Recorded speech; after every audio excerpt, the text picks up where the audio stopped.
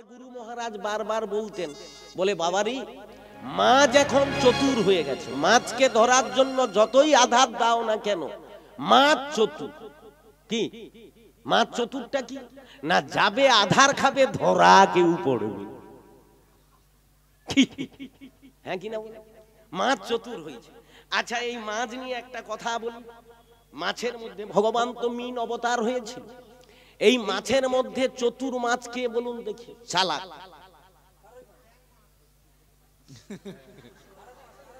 কি মাছ? তারাই। আচ্ছা না না, মাছের মধ্যে চতুর হাসে বাবা ঠিক বলছে, সব থেকে চতুর মাছ হলো চ্যাং মাছ। কেন চ্যাং মাছ চতুর এটা বলি। কোন মায়ের কোল থেকে সন্তান চলে গেলে, একটু টাইম চলে গেলে, সে কিন্তু ভাবে যে কখন সন্তান ফিরে আসবে। চ্যাংয়ের মা 2.5 দিন কাঁদে। কতদিন? 2.5 দিন পর্যন্ত অপেক্ষা করে। সে জানে চ্যাংকে ধরা বড় কঠিন। সে যেখানেই থাকুক না কেন সে আমার কোলে ঘুরে আসে। এখন এই নিয়ে একটা ছন্দ আছে তত্ত্বের বিষয়ে, ছন্দটা মন দিয়ে শুনুন, আপনাদের ধাঁধা কেটে যাবে। চ্যাং তো চতুর, মাছ যতই চতুর হোক, তত্ত্ব কিন্তু এর ভিতরেই আছে। কথাটা হয়তো একটু হাসি লাগতে পারে, কিন্তু না, এর ভিতরেই তত্ত্বটা আছে যদি বুঝতে পারেন, কথার মধ্যেই কথা আছে। এখন চ্যাংকে ধরবে বলে এক জেলে ভাই টার্গেট করছে প্রথম থেকে, কি করে চ্যাংকে ধরা যায়। এখন এই বর্ষাকালে চ্যাংকে ধরতে গিয়া তার উপরে যতবার জাল ফেলে সে মাটি ভেদ করিয়া পালি। এই জন্য ছন্দটা বলছে 12 বড়শি 13 জাল। কি বলছে? 12 বার বড়শির আধার খেয়েছে, চলে গেছে। 13 বার জাল উপরে ফেলানো হচ্ছে, তারপরেই বেরিয়ে গেছে। 12 বড়শি 13 জাল। এখন বর্ষাকাল গেল, শীতকাল গেল, এইবার দিনে দিনে তাপ বৃদ্ধি হলো, মাটি ফেটে গেল। এইবার মাটি যখন শক্ত হয়ে গেল, চৈত্র বৈশাখে গিয়ে যখন জলের উৎস, তখন চ্যাং কোথায় পালিয়ে গেছে? সব মাছ মারা গেছে, চ্যাংয়ের দম প্রচুর আছে। ও কিন্তু গর্ত ধরিয়ে নিয়েছে। কোন গর্তে আছে? ক্যাংড়া গর্ত। দম প্রচুর তো ওইখানে, বৈশাখ জ্যৈষ্ঠ মাসে যত দাবাদ হোক ব্যাস। এখন তাতেও চ্যাং কিন্তু দম নিয়ে আছে। তারপরে যখনই আষাঢ় মাসে নতুন বৃষ্টি এসে গেল, প্রথম এই চ্যাং উঠে পড়েছে।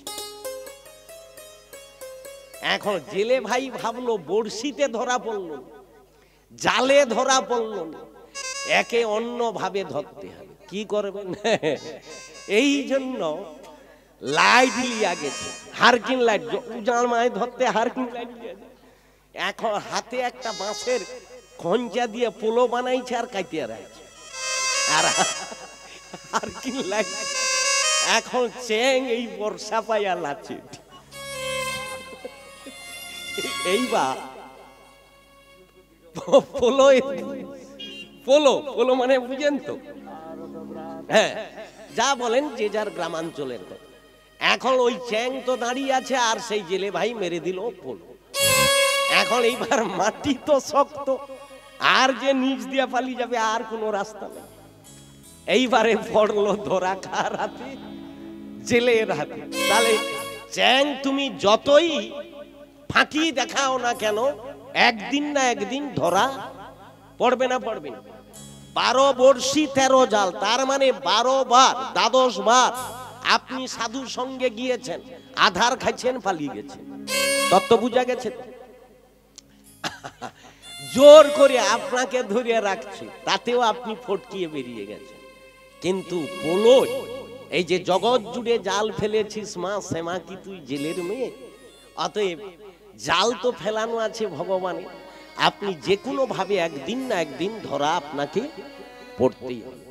এখন চ্যাং তো ধরা পড়লো, এইবার চ্যাংয়ের গতিটা কি হলো? ধরা তো পড়বে।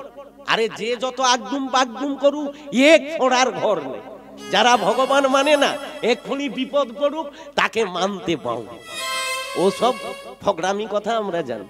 ও যারাই মুখে যাই বলুক না কেন, এখন বেশ শক্তি আছে বলেই ইন্দ্রচন্দ্র বরুণ কাউকে মানেনি, একটু ধকাস করিয়া উঠুক কাজ।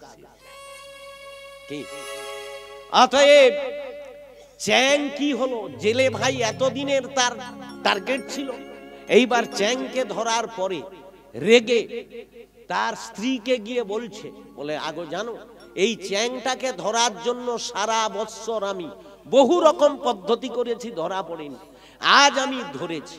কি করে না 12 বর্ষী 13 জাল পোলোয় গেল গায়ের ছাল। এখন রাইগা বলতিছে ওকে গোটাটাকে রান্না করে কাটি। এখন বলে শুধু গোটাটাকে কি রান্না করব, একটু পাউস টাউস মাখিয়ে নাক কান কেটে দিই, গোটাটাকে কড়াই তুলা যায়।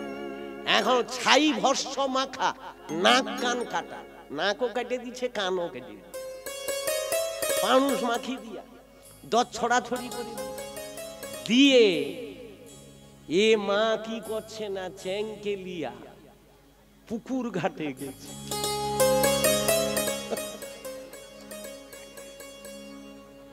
এইবার কি হবে সবাই বুঝে গেছে, সবাই বুঝে গেছে।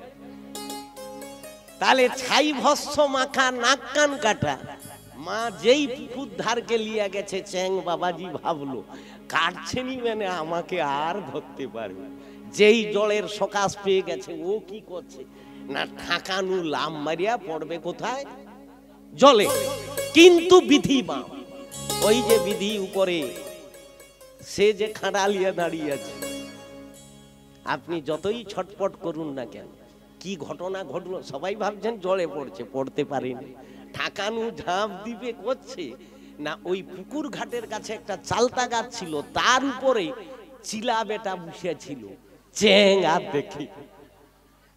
ও যে চ্যাংকে টার্গেট করিয়া দাঁড়িয়ে আছে, বসে আছে, চ্যাং আর যেই ঝাঁপ দিচ্ছে ছো করে চিলা আইসা পায়ে ধরে ব্যাস কোথায় চলে গেল, জলে আর পড়া হলো না। চিলা বেটা এখন পায়ে ধরে লিয়া গোটা দেশ ঘুরতি উপরে।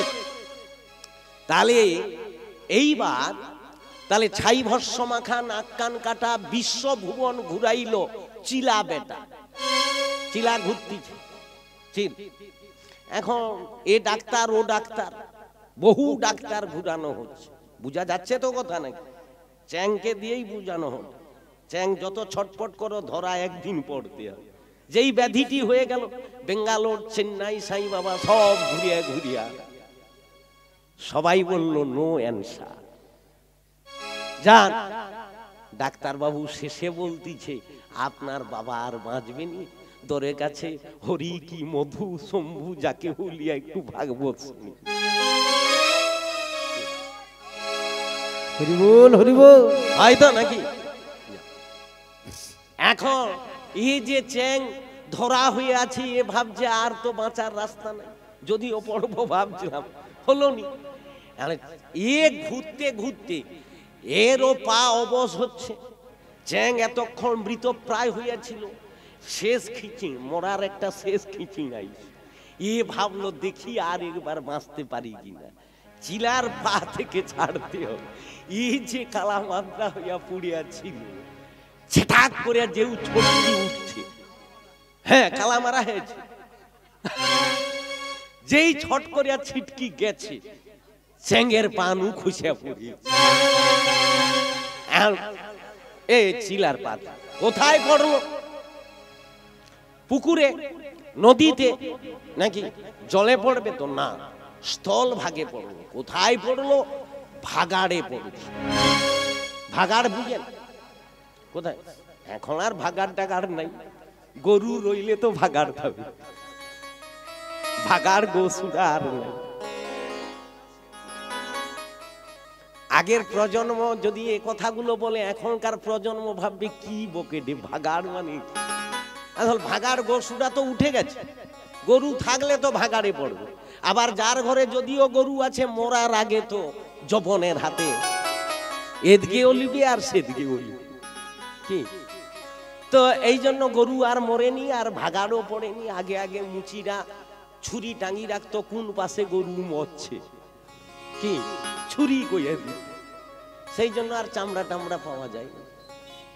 এই জন্য আমাদের এই শিখল কাকর এসব গরুর চামড়া এখন বাইর থেকে চামড়া লিয়ে আইসা গরু এখন আমাদের দেশে ঘরে। আগে আগে আমরা ছোটবেলায় দেখছি কত গরু পড়ে থাকে, নেই এখন।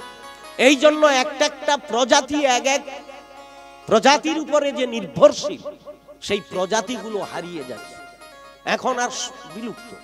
শুকুন আর দেখতে পায়,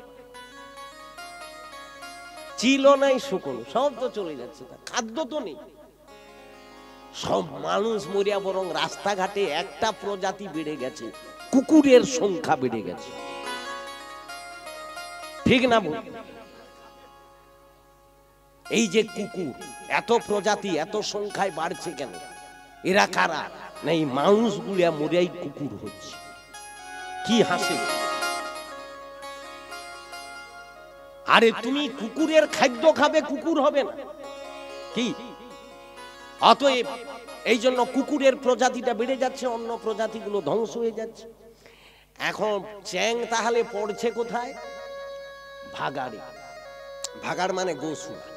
এখন সেখানে ওই গরুর খাবার পায়ের খুরের সংখ্যক একটু জল জমা হইয়াছিল, তাতে মুখ ডিবি করিয়া ভুড় ভুড় করিয়া গাজুয়া তুলে ঢে সবাইকে ডেকে গোঢে, এখন আমি বেঁচে আছি। কথা বুঝলেন? বুঝতে পারছি? অতএব যত যে ছটফটানি করুক না কেন, এই যে 12 বর্ষী 13 জাল, যেখানেই যান না কেন ধরা একদিন পড়তে হয়। যারা এ সময় ধরা পড়লো না, তার গতি হবে কোথায়?